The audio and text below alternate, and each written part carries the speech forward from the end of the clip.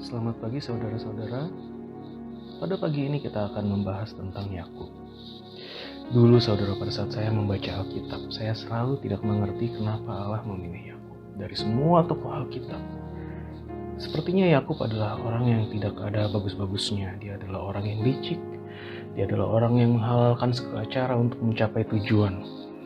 Dan sungguh dia tidak terlihat seperti seorang pahlawan Allah. Tapi hari ini kita akan membaca sesuatu tentang kisah hidupnya dan mungkin kita bisa mengerti mengapa pada akhirnya Allah memilih dia untuk menjadi satu bangsa yang besar. Kita akan buka Alkitab kita di Kejadian 32 ayat 24 sampai 28. Di dalam Kejadian 32 ayat 24 sampai 28 ini kita akan melihat satu kejadian yang banyak dibicarakan, yang terkenal mengenai Yakub bergumul dengan Allah. Tetapi yang menarik dari ayat 24 sampai 28 ini sebelum kita baca saudara, adalah bagaimana ayat ini dimulai dengan keadaan Yakub sendirian.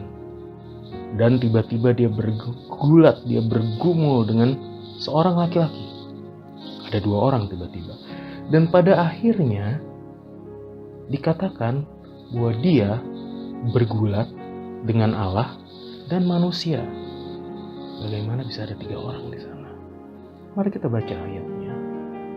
Kejadian 32 ayat 24 sampai 28. Ayat 24. Lalu tinggallah Yakub seorang diri.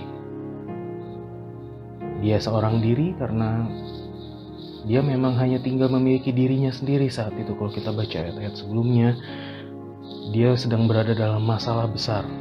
Dan dia mengirim terlebih dahulu semua harta bendanya, semua sanak saudara, semua anaknya, semua istrinya, dia kirimkan terlebih dahulu. Lalu tinggallah Yakub seorang diri. Dan seorang laki-laki bergulat dengan dia sampai fajar menyingsing. Dan kita tahu di ayat-ayat berikutnya bagaimana orang ini adalah Allah sendiri. Ketika orang itu melihat bahwa ia tidak dapat mengalahkannya, ia memukul sendi pangkal paha Yakub sehingga sendi pangkal paha itu terpecok ketika ia bergulat dengan orang itu. Lalu kata orang itu, biarkanlah aku pergi karena fajar telah menyingsing. Sahut Yakub, aku tidak akan membiarkan kau pergi jika engkau tidak memberkati aku.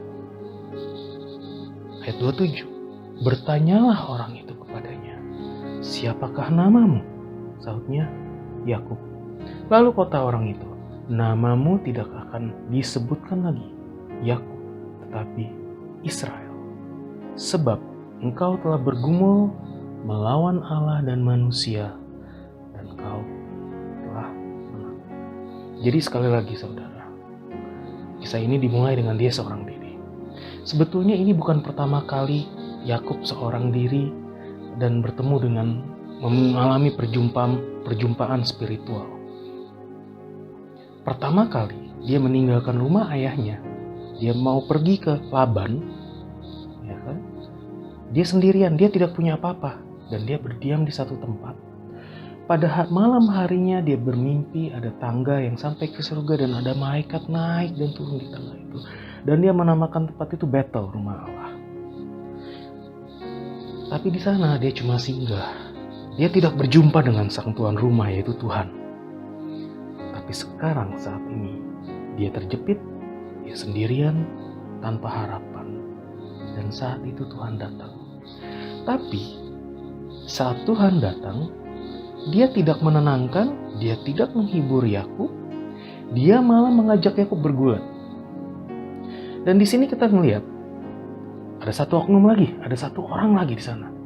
Ada Yakub, ada Tuhan, dan Tuhan berkata bahwa Yakub bergumul dengan Allah dan manusia.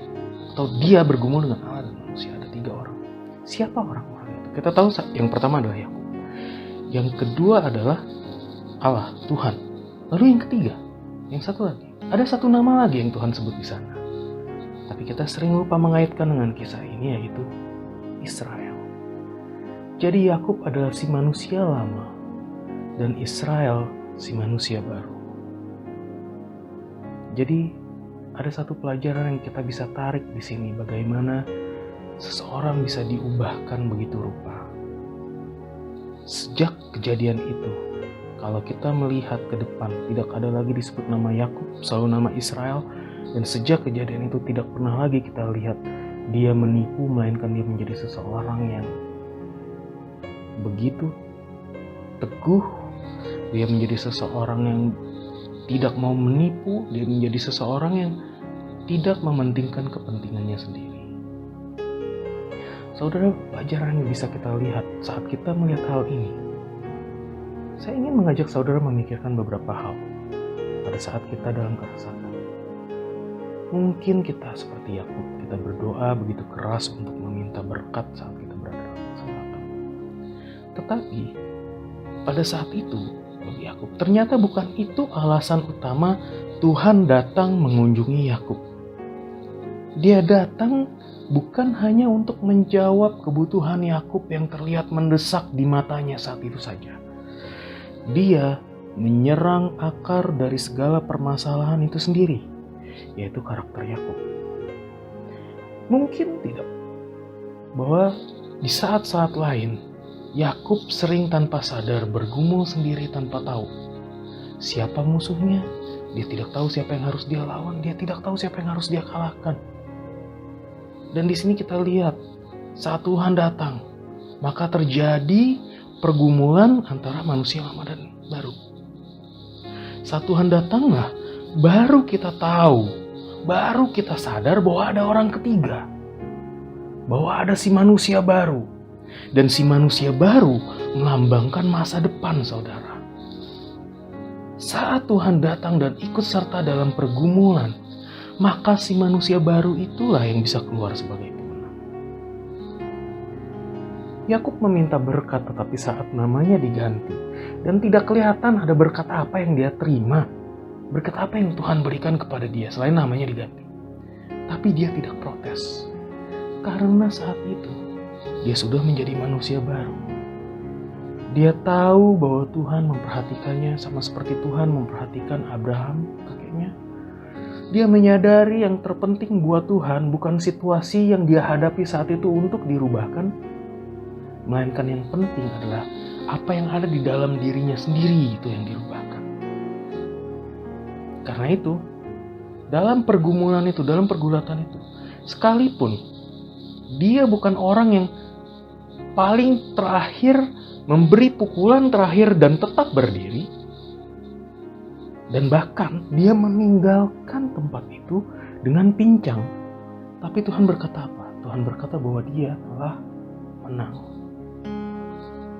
Mari kita datang kepada Tuhan saat ini. Mari kita tenangkan diri kita.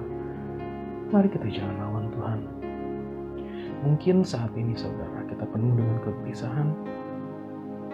Pandangan kita mulai menyempit dan kita cuma bisa melihat masalah yang kita hadapi yang makin lama kelihatan makin besar sampai menutupi semua penglihatan kita.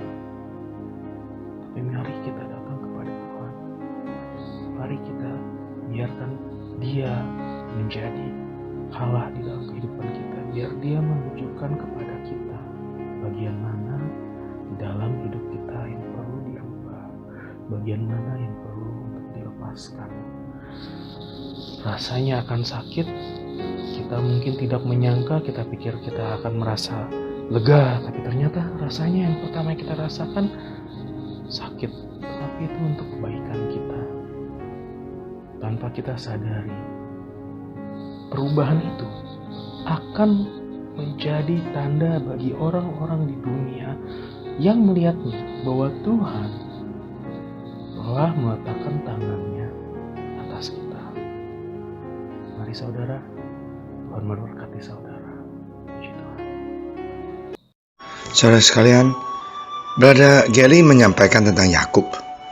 Dia bukan seorang yang sempurna, malahan licik. Tapi ada satu hal, dia bertobat dan bergumul dengan Tuhan dan minta berkat dari Tuhan. Dan dia tidak pernah menyerah untuk minta kepada Tuhan. Hari ini marilah kita juga belajar. Kita bukan orang yang sempurna, tapi marilah kita datang kepada Tuhan dengan rendah hati. Katakan, Tuhan, inilah aku yang tidak sempurna. Bentuklah aku, lupalah aku, jamalah aku. Ya, mari kita berdoa. Terima kasih Tuhan Yesus atas firman Engkau. Bantulah kami Tuhan, supaya kami sungguh tahu Engkau adalah satu-satu jawaban dalam kehidupan kami. Apapun masalah kami, Tuhan, Engkau sanggup membantu. Terima kasih ya Tuhan Yesus. We are filled with the mercy of the Lamb and the bread. I feast now daily because I've learned to live in the grace that belongs to all who are born again. I am cleansed, I am washed, I am sanctified, I am Holy Ghost filled and water baptized. I am right with my God for all time, 'cause Jesus my Savior's alive.